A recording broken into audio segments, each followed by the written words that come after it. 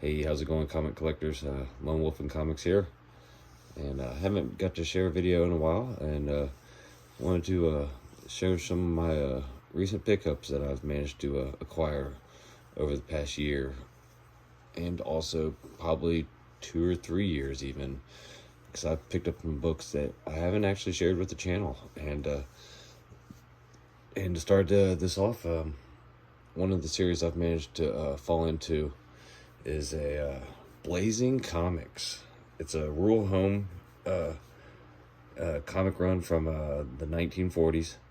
It features the the Green Turtle, and arguably the first Asian American superhero to basically grace the comics here in the U.S. And it's quite controversial, just in the fact that the artist wanted to portray his superhero with his Asian qualities. America being in a war with Japan at the time was not having it. So, but they really wanted Fook Hing was the gentleman's name who did the art for it. They really wanted his work, so they kind of met in middle ground and said, "Hey, you can create your character, just you can't show his face." So, and throughout all these comics, the Green Turtle basically has his face obscured by either his cape, particular panel shots where he's either turned away from the reader or face to the side, or in a particular action pose, just to keep his nationality and identity a secret. No origin was ever given, as to leave the reader guessing, assuming he must be American. But to compensate for this, the artist Chu Hing, he gave the Green Turtle a kind of pseudo shadow kind of personality that kind of presents itself throughout the panels, and kind of gives the reader a portrayal of emotion and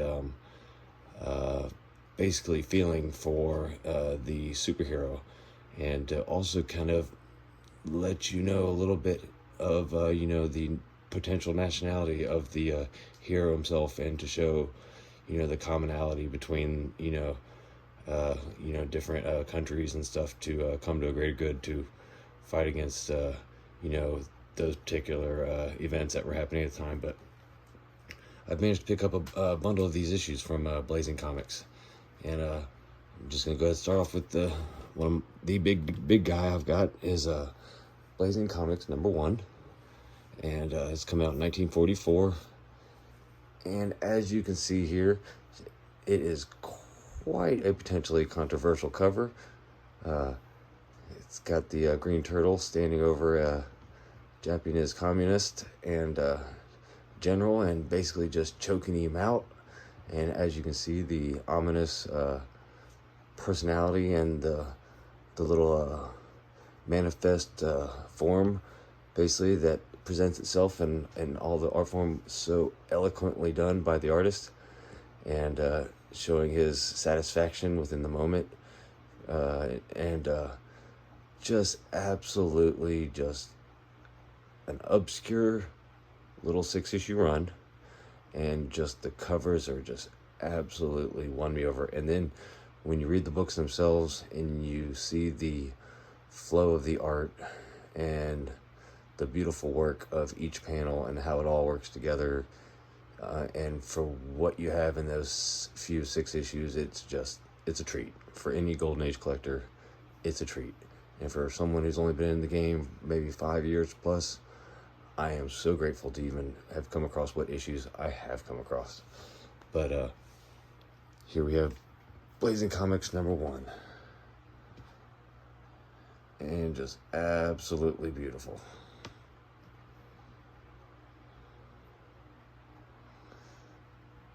This guy was slabbed when I received it. I cracked it. It was a 3.0 restored. It had a small amount of glue on the cover right here where the staple would be.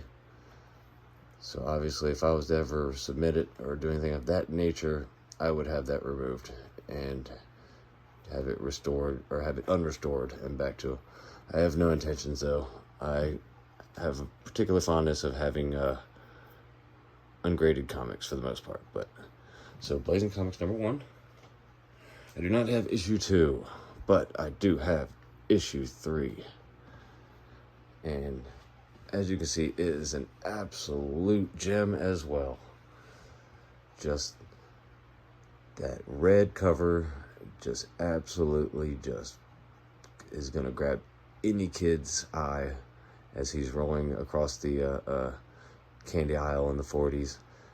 As they did with any of the other covers, you gotta go for them popping colors. And this one's particularly beautiful in the fact that here he is fighting continuously again, fighting some communist Japanese soldiers, and as of course he's going through the art sequence very simply, very subtly done. You know, just throwing a couple guys around, taking care of business.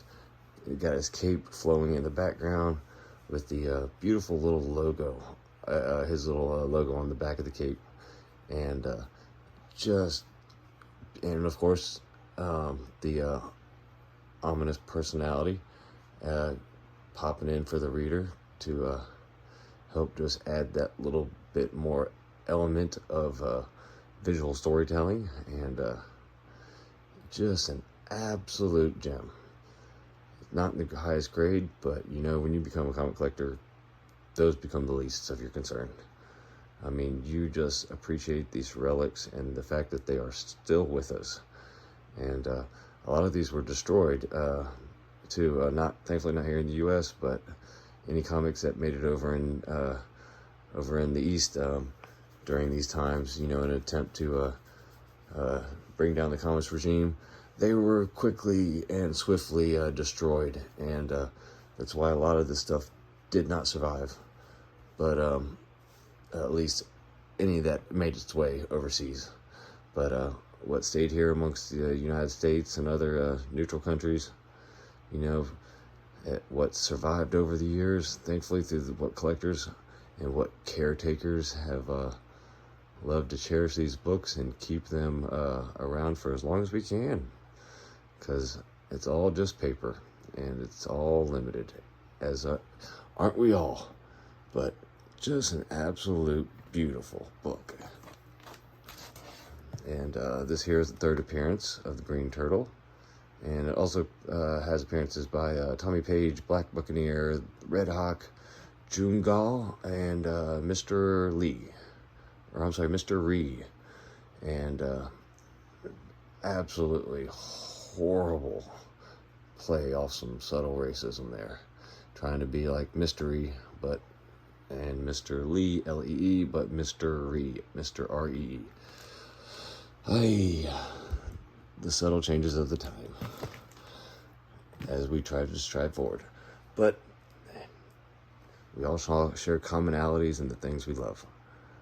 But as you go, Blazing Comics #2. You ever come across these, be sure to pick one up. Not #2, Blazing Comics #3. Here is Blazing Comics issue 4. And we went from a stark red cover to a striking yellow cover. And this one here is equally not in the highest grade, but hey, it's in one piece. Didn't have to crack it from a slab. It's not coverless. It's not detached, anything like that.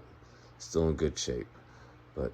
And here again we have a continuing of the action scenes, kind of from the third one, as he's fighting the three guys. He's continuing on with the action scene. So in the next issue, obviously, you see him continuing with his scuffle with the bad guys, and as again we have the cape flowing in the background with the ever so sweet logo in the back, and then you have, of course, the Green Turtle shadow in the background, waiting to cast its eyes of judgment and satisfaction per every scenario. And just absolutely just love these books. And I feel like they're just not quite talked about enough. I believe it's FizzFop has an absolute amazing video, which is truly what first turned me on to this character. And once I learned the Green Turtle, I knew this was a character that has to be relished and acknowledged in some fashion. And at least allow the artist and the creator to get some recognition for such precedent, forward-thinking time and attitude he had, between on such a potentially controversial character, but truly such a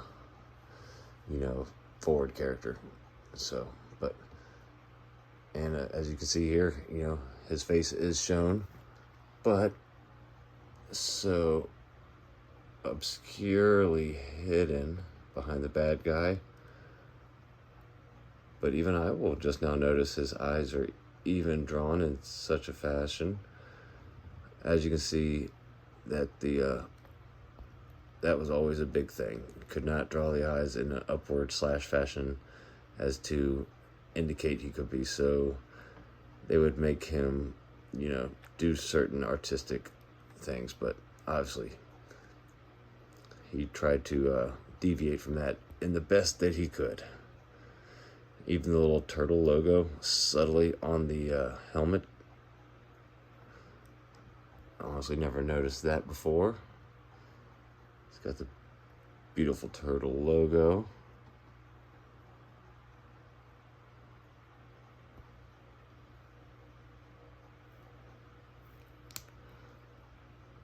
Almost looks like Amasea Phyllis was potentially the owner of this book at one time.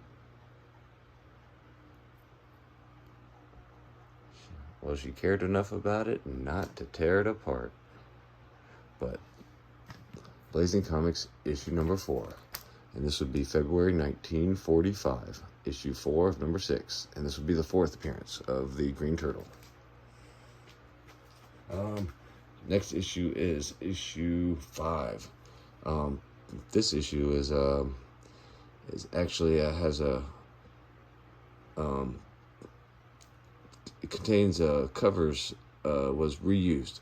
So the copies of different issues from the 40s and the 50s were rebound with leftover covers from Blazing Comics number 5. And this actually has the original interior, which would be the last appearance of the Green Turtle. And as you can see here, it has the Black Buccaneer on the cover. And this cover was used numerous times for remainder copies. And I have a few here, for example. I have another one here. More of better condition, a little bit. And the issues that I have. So the original cover here, that actually has the original content, March 1945. And let's see here. The other two versions that I have one from 1944, and the interior is of Cloak and Dagger. And then I have another issue which has the interior from a never distributed Features Stories magazines, issue number 4, The Iroquois Trail. And it's from Fox Productions 1950s series. But and there's a few more pricier issues. I think there's like Web of Evil, and I believe there's an issue of potentially Batman that was wrapped up in one of these Blazing Comic covers. But yep, so this would be issue 5. And I just thought that fascinating too, that the Green Turtle would not be featured on every issue. He's on the first 4 issues, and then that is it. And then issue 5 has the Black Buccaneer, And then issue 6 here. This is also